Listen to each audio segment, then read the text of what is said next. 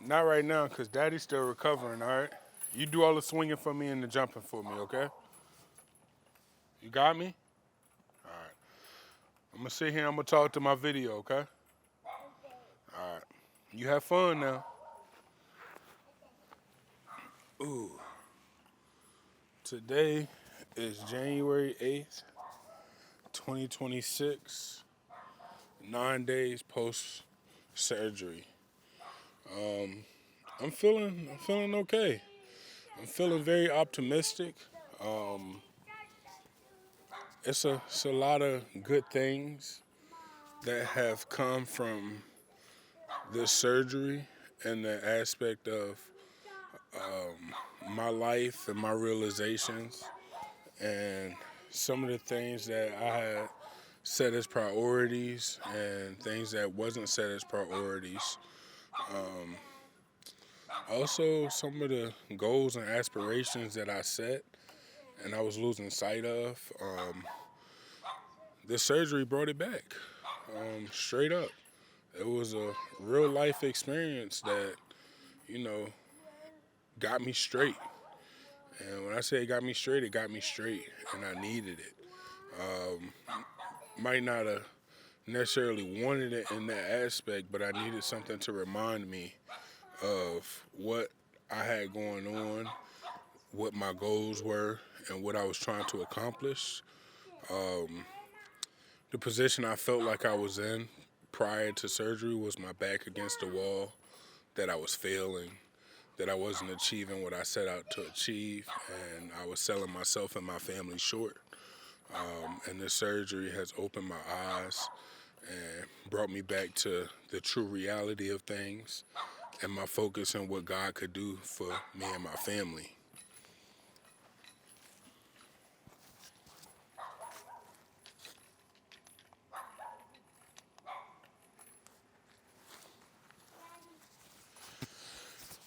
Ooh. What's that, baby?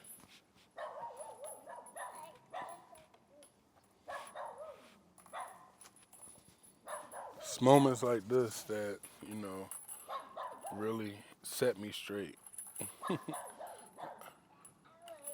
I see you, baby. You are athletic. So, how God has been blessing me.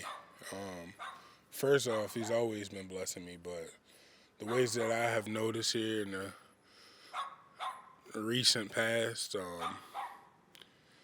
first off, He told me to trust my body and that I needed help. And I was able to get in and get the appropriate help that I need, even though I was turned down the first time, kind of laughed at, and told that I was full of crap, basically. I was constipated, pushed to the side, and it was a moment of defeat. That might have been a super low moment for me because I've never felt anything like that before, and it was pretty excruciating pain that I felt that I was going through, and it wasn't being taken seriously. And God told me to trust my body and sent me to the emergency room. Even though it was about 18 hours later, I still was able to make it there and get the help I needed. After the lab reports came back, with them testing my appendix and everything, I was told from the results that I was a couple hours away from rupturing, and I made it to the emergency room at the right time to start receiving antibiotics. The inside of it was already bleeding. It was already building pressure. The whatever it's called, the outside of it, the thickness of the appendix was over double the size, and continuously growing. It was a blessing from God that He sent me there and had me get checked out and evaluated the correct way. It had to be removed. It, quite frankly, saved my life from changing in ways that nobody could have predicted a week before. The last thing I would have wanted to do was go septic and have to fight possibilities of infections, drainage tubes, and everything else. I take these cuts they gave me. Over the past few days, I realized they went into my belly button as well. Everything's healing, everything's sore, everything's peeling. Not trying to be too descriptive, but yeah, that's what's going on. But let me get back to the subject. Some of the things that God has made me realize since the surgery, that I was I was failing, and it's hard as a man to say that I'm failing when I set out to win. It's hard to say that to your family that all looks up to you and relies on you to provide for them, that I was failing. I jumped into a job that straight up wasn't for me, but it took care of responsibilities that needed to be taken care of in the time. Give me 1 second. Let me. Yeah, baby, that's so cool. That's super cool.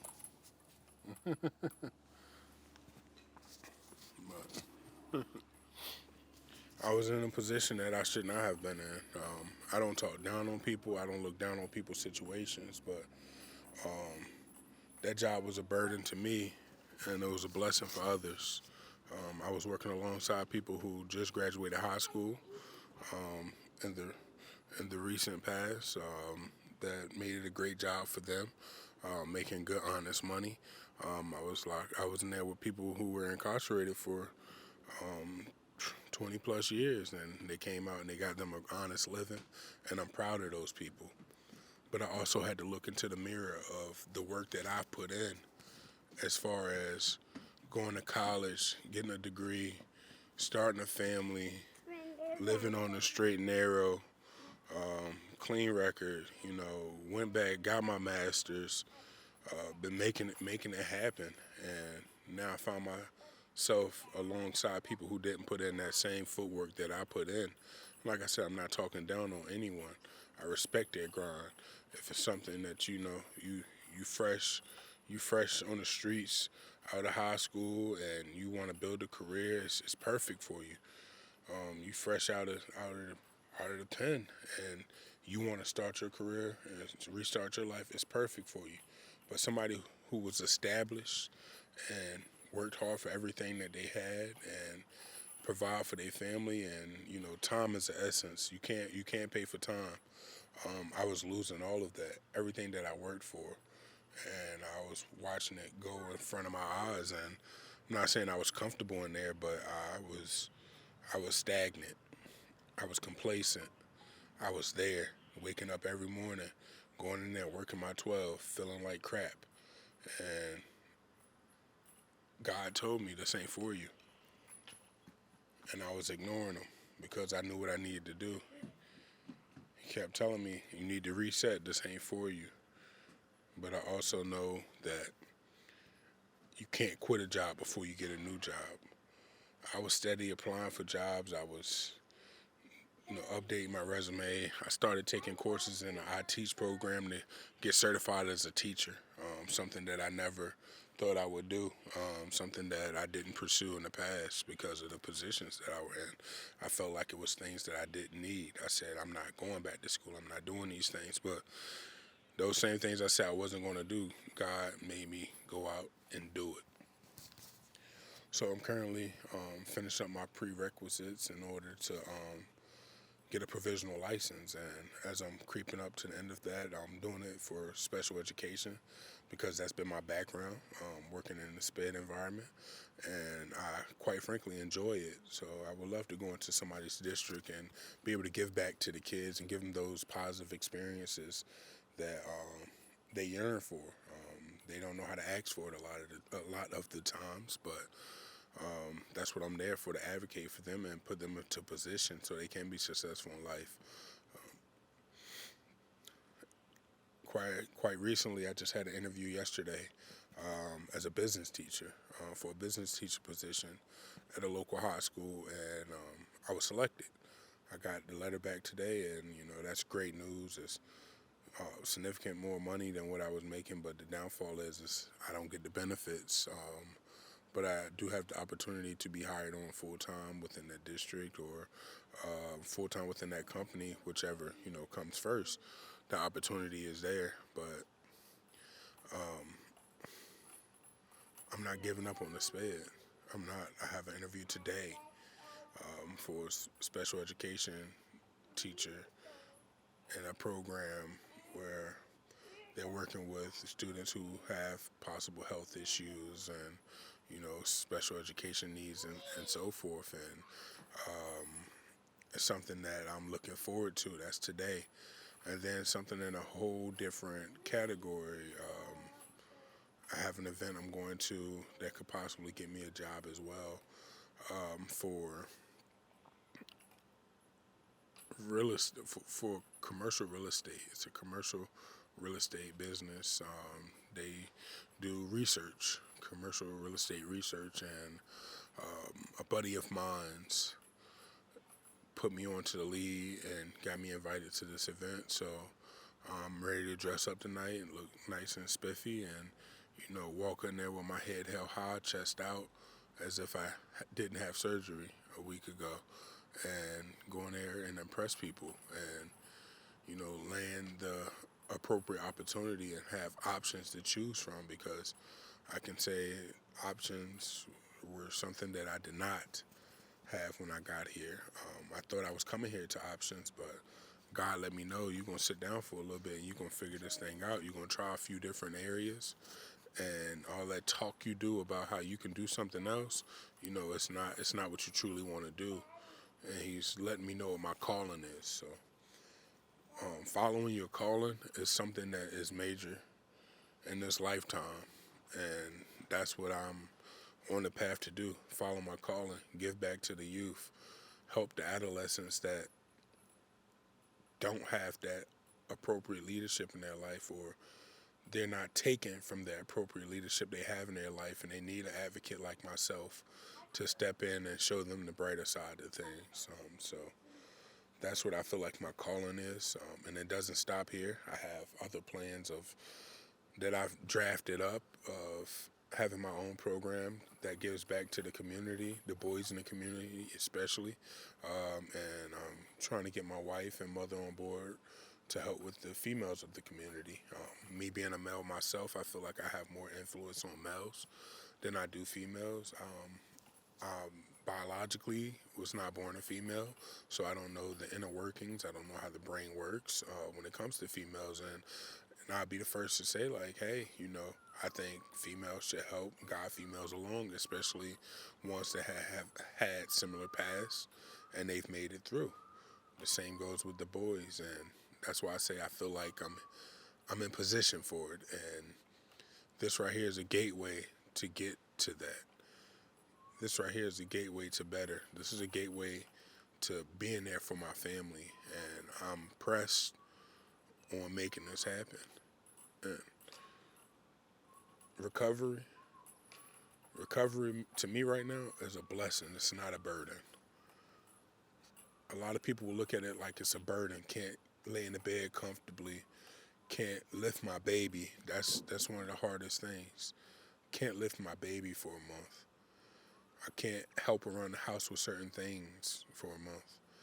I can't, but I can't focus on the can'ts. I have to focus on the cans. I can be here. I can be support. I can communicate. I can make things happen. And that's what I'm here for. That's the part of recovery that I'm here for.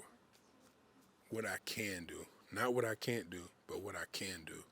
And I'm going to continue doing what I can do. That's from the bottom of my heart. God didn't put me in this position for no reason.